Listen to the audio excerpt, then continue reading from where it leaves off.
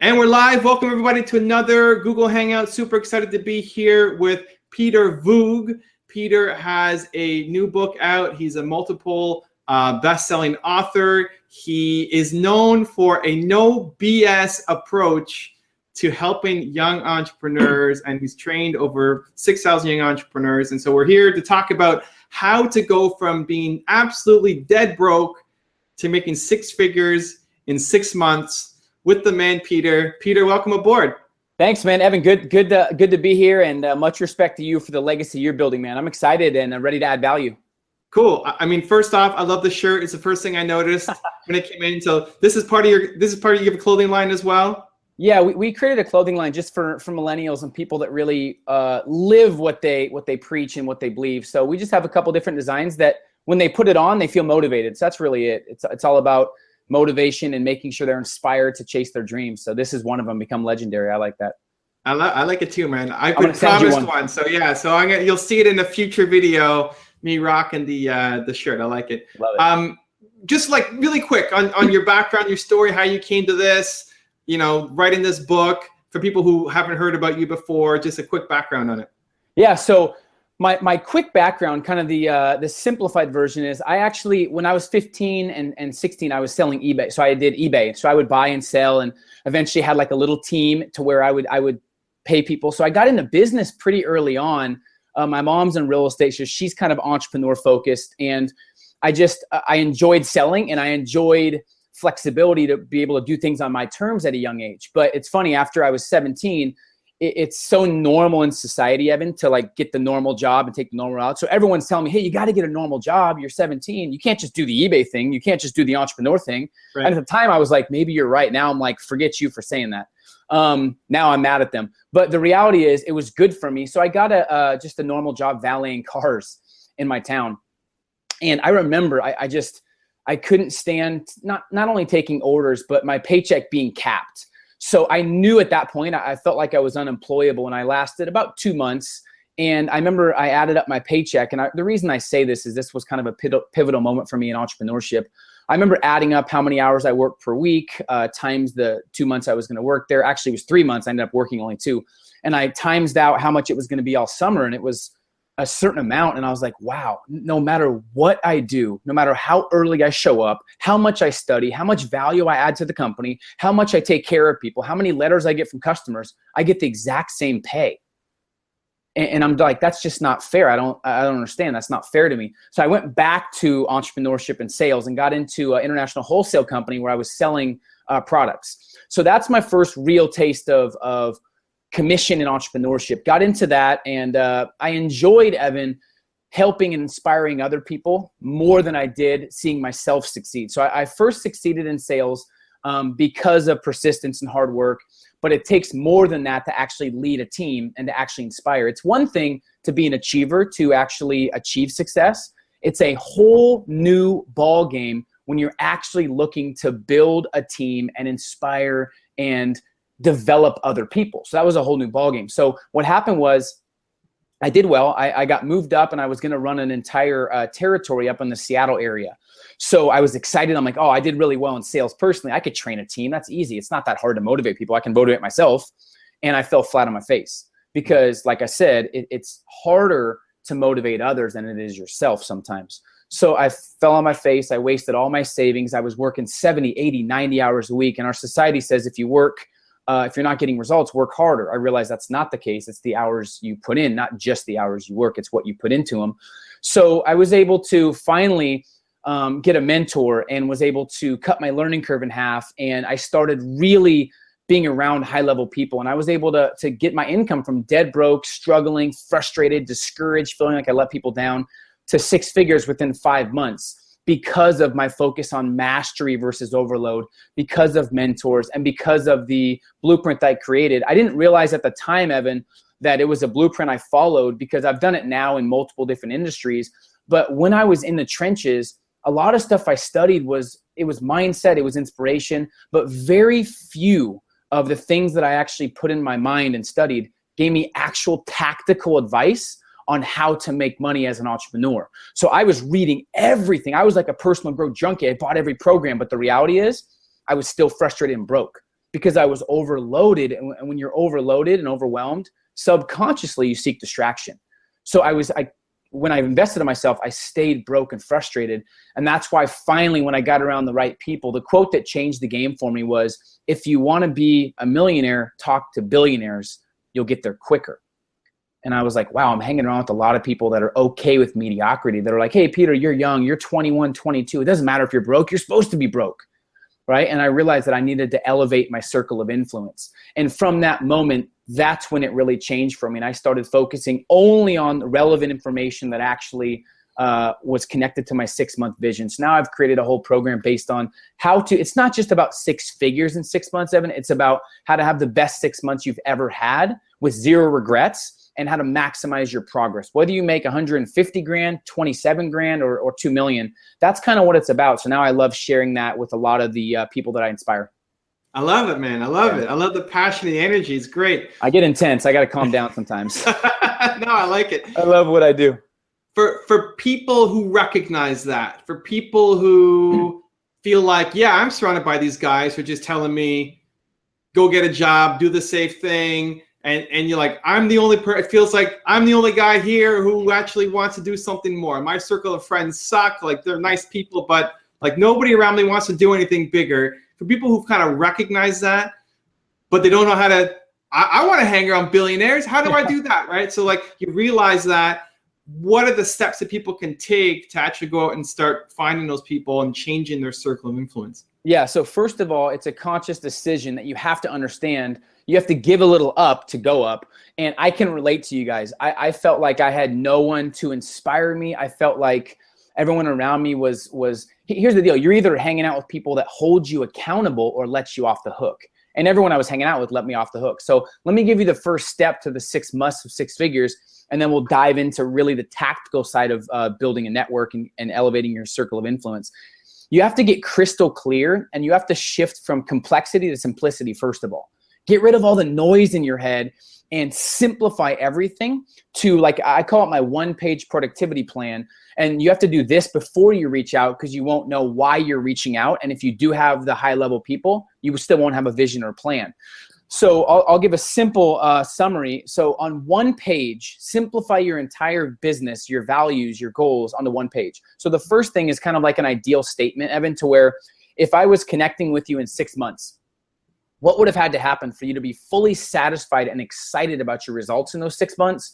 What's your ideal outcome? It's scary to me that 9 out of 10 people that want more out of life, that want to be entrepreneurs, that want to get to 6 and 7 figures, I go, okay, what's the ideal outcome? If you take rid of all your limitations, you get rid of all your fears and doubts, forget the past and forget everything except what's ideal and base it off potential. What's your ideal outcome? 9 out of 10, what do you think the answer is? Something smaller than what they should be doing. Or it's, I don't know. They're yeah. Like, I'm not sure. You can't hit a target you can't see. Here's the deal. A genius without a roadmap is going to get lost in any country, but an average person with a roadmap will find their way to every single destination. So here's the reality. You have to have your ideal outcome. And then underneath that, here's the big kicker, especially for the new age entrepreneurship and for millennials. And you do a lot of amazing stuff on legendary people, Steph Curry and these kind of people, Keith Razi, who I've spoken at an event with, and a lot of people that are changing the game. And you'll find this relevant in all of them. Tell me if I'm wrong, Evan. They base almost everything in their life off their values and who they are and what's important to them. Would you agree with that? True. Most young entrepreneurs don't. They base it off whatever's next or whatever's shiny objects, whatever makes money. You have to sit back and gather your values and say, okay, what's most important to me in life? What's my unique ability? What's my gift? Write your top 3 or 4 down. It could be legacy. It could be financial freedom. It could be impact. It could be adventure. It could be security. I don't know. But the reality is, once you get your values down and you write down what means the most to you, then underneath that on the 1 page, you write down the top 5 goals for the next 6 months. A lot of people say, like, what's your 5-year goal, 10-year goal? It sounds good. Like, it sounds good to say that, but it's not as relevant. And here's what happens if you set 3-year goals. Trends change, customers change, you change, your mindset change, your standards change, entrepreneurship changes, innovation happens. How many times have you ever set a goal where you set a goal for like 3 to 5 years and in a year or two, you're like, shit, it's a little it's different now. Like this isn't even what I want. I want this now, right? I've done that many times. So that's why I've done a lot of research. The 6-month vision, along with having a 3 to 5 year is crucial. So put down your 5 goals for the next 6 months. Underneath that, you want to write down your top 5 reasons that really drive you. So reasons come first, results come second. So when I was dead broke, before I had the courage to reach out to people, Evan, I had to have such strong reasons to pull me past the challenges and the limitations and the rejection. A lot of people don't have strong reasons that wake them up in the morning. So here's what I challenge people to do. Write down your top 20 reasons that drive you. Why do you want to be an entrepreneur? Why do you want freedom? Why do you want success? Why do you want to be a millionaire? Why do you want to travel the world and speak and share your message? Here's the deal. Out of those 20 or 25, 10 or 15 are BS. They're just material things. They don't wake you up in the morning. Because if you're not waking up at 5 or 5:30 fired up, you don't have strong enough reasons. Period. And you're going to let circumstances drive you versus your values. So write down your top 5 reasons that really, really drive you. Maybe it's your kids, right? I don't know. But maybe it's more free time. Maybe you can't stand your boss. But the top 5 that emotionally compel you to take action. Underneath that, it's the one skill you need to develop that's most relevant to all those 5 goals and that match your values. And then what you're going to do is you're going to make sure that everything you study, everything you listen to, everything you put in your mind is relevant to that. A lot of people just listen to a bunch of random personal development and they're not fully focused on mastery. And a lot of people say read 50, 100, 300 books a year. I'd rather master 3 than read 100.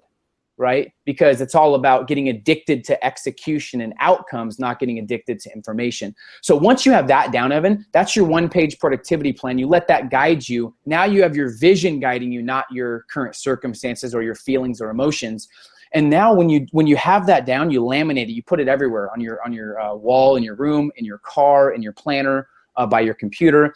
And then now when you reach out to people, you know why you're reaching out. So what I would challenge people to do is a couple things. One, once you figure out your values and what industry you want to dominate or what you want to be the best in, what you've gotten the best results in, then you write down the top 5 or 10 in your industry.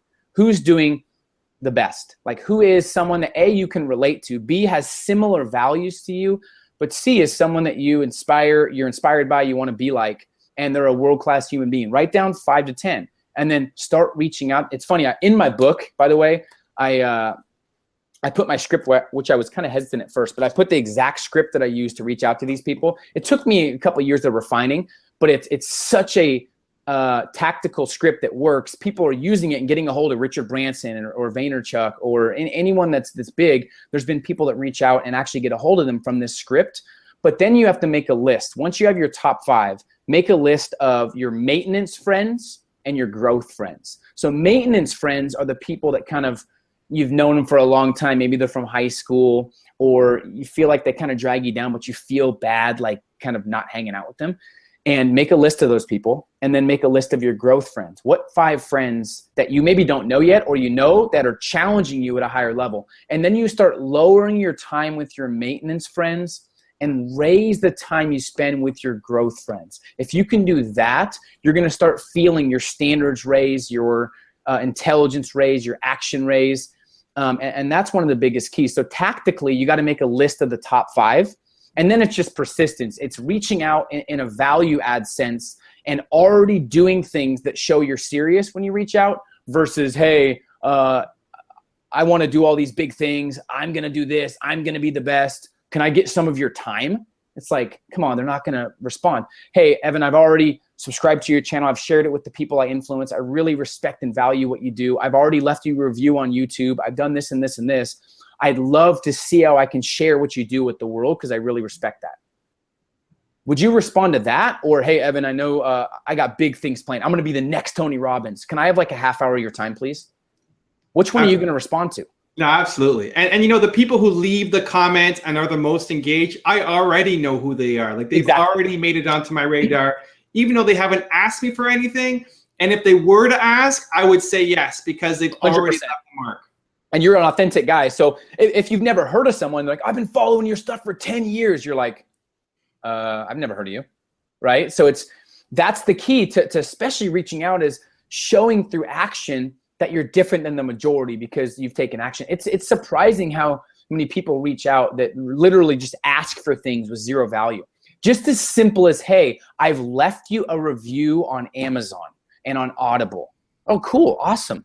I've bought 10 copies of your book. And I'm not telling, hey, buy everything from me and then reach out. I'm just saying, show through action how serious you are as well. And if you can do that, Evan, and start understanding the value of shifting your circle of influence, that's the first step, because they will tell you what to do next.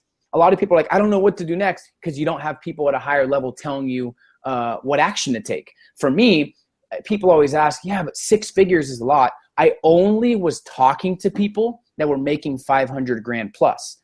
How could I not make 6 figures if I was making 0, but I was talking to people at 500K? How can you not? Because you're taking advice from them. They're telling you what to do, what not to do, kind of what to be aware of, where not to waste time. Of course I got the 6 figures, but it took a lot of persistence, a lot of hard work. And another tip that we can talk about is everyone has what's inside them called a confidence account. And here's the scary thing. At every moment, you're either helping or you're hurting your confidence. There's no in between. Every decision you make is either helping the account or hurting it. And every accomplishment and everything you've done up to this point is because of that account. So I didn't realize that a lot of things I was doing, whether it was sleeping in or validating or making excuses, they were hurting my confidence. And if you don't have confidence, you're always going to find a way to lose in entrepreneurship. So you always got to understand how important confidence is and protect it at the highest level. And how do you build confidence? Well, confidence is just certainty, right? What's the number one reason people won't leave corporate to go to entrepreneurship? They're scared because they have what at their other job? They have certainty. It's like, well, the paycheck's coming. In this new economy, the only certainty you have is the confidence in yourself and your ability to make it happen. So you have to create certainty for your life and business by doing your due diligence, by studying, by reaching out to high-level people, and by making sure that you have an identity that whatever you say, your actions follow, because when you get results, that's the ultimate confidence booster. You know what I mean? I mean, for you, Evan, have you noticed when people are making the easier decisions consistently, it kind of hurts their confidence, and then they make the tougher ones, they get the results? Have you seen the confidence waver up and down based on the decisions every day they make? Absolutely. And I feel like it's a daily battle that people have to fight. Yep. And so to attach that, so like somebody watching this, right? Like, man, I love Peter. This guy's awesome. I'm going to pick up his book. And like they're on fire. You know, it's like 3 p.m. here on the East Coast. They're all pumped up, confidence account, like 100%. And then they wake up the next day and like, poof, it's all gone. They have to start over. What do you tell that entrepreneur? What are, like, maybe in your case, like, what are the habits or rituals or routines that you do so that you start your day with confidence? You start your day not being at 0 in that confidence account, but you're starting from a high level. Yep. So inspiration's really, what I realized, Evan, is inspiration's really short term and doesn't really last past the activity producing it. Habits are what drive people's action. I go to seminars, and I mean, I've spent a lot of money on personal development because you want to invest back in yourself. And if you go to seminars, people spend like 2, 3, 5, 10 grand. And literally 5% of them, if you catch them 2 weeks later, are the exact same person, because they get inspired, but they don't put it into execution. And what happens is they go back to who they were. So what I would tell people is make sure you have a daily routine that sets you up for success. So one, my prize fighter routine, a morning routine that sets you up for success. First of all, there's a lot of stuff on morning routines. That's fine to have like a bunch of morning routine stuff, but I'm all about outcomes. So the whole purpose of a morning routine is 2 things: to get you in a better state of mind, to get you confident and courageous to take on the day, and 2, to have intention and to know exactly what you're doing that day.